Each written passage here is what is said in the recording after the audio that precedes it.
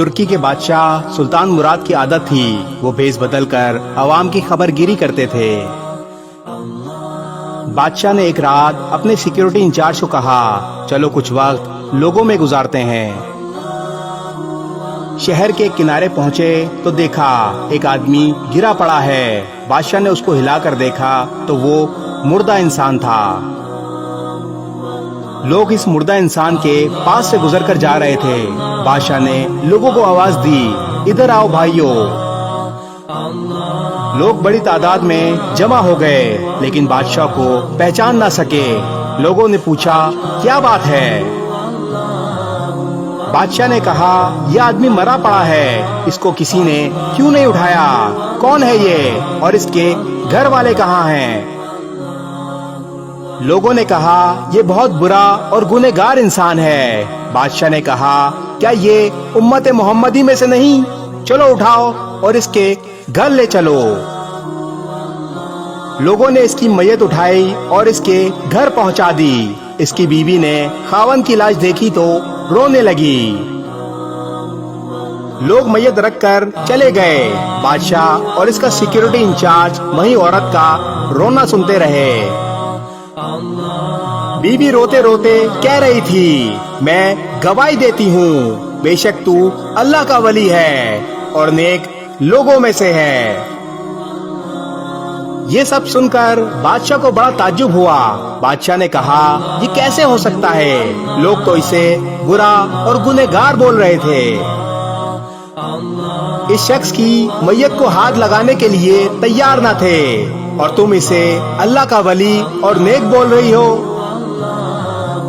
اس کی بیوی نے کہا مجھے بھی لوگوں سے یہی توقع تھی۔ اصل حقیقت یہ ہے کہ میرا خاوند ہر روز شراب کھانے جاتا تھا، جتنی ہو سکے شراب خریدتا اور گھر لا کر گھڑے میں بہا دیتا اور کہتا چلو کچھ تو گناہوں کا بوجھ مسلمانوں سے ہلکا ہوا۔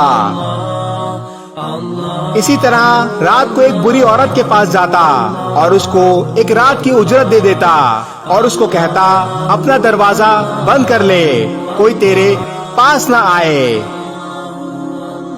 گھر آ کر کہتا الحمدللہ آج اس عورت کا اور نوجوان مسلمان کے گناہ کا میں نے کچھ بوجھ ہلکا کر دیا۔ لوگ اس کو ان جگہوں پر آتا جاتا دیکھتے تھے اور اسے برا اور گنہگار سمجھتے تھے۔ میں اسے کہتی تھی کہ یاد رکھ جس دن تو مر گیا لوگوں نے تجھے غسل دینا ہے، نہ تیری نماز پڑھنی ہے اور نہ تجھے دفنانا ہے۔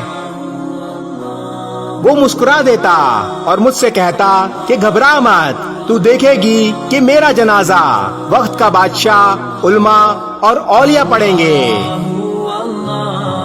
یہ سن کر بادشاہ رو پڑا اور کہنے لگا میں بادشاہ مراد ہوں، کل ہم اس کو غسل دیں گے، اس کی نماز جنازہ پڑھائیں گے اور اس کی تدفین بھی ہم کریں گے۔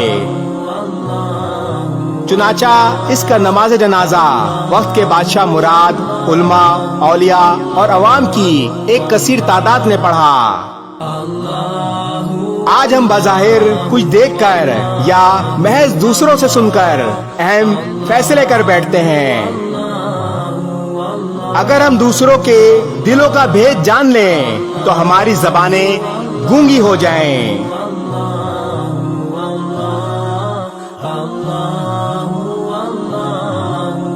اس ویڈیو کو شیئر ضرور کریں، ہو سکتا ہے آپ کے ایک شیئر سے یہ بات کسی کے دل میں اتر جائے۔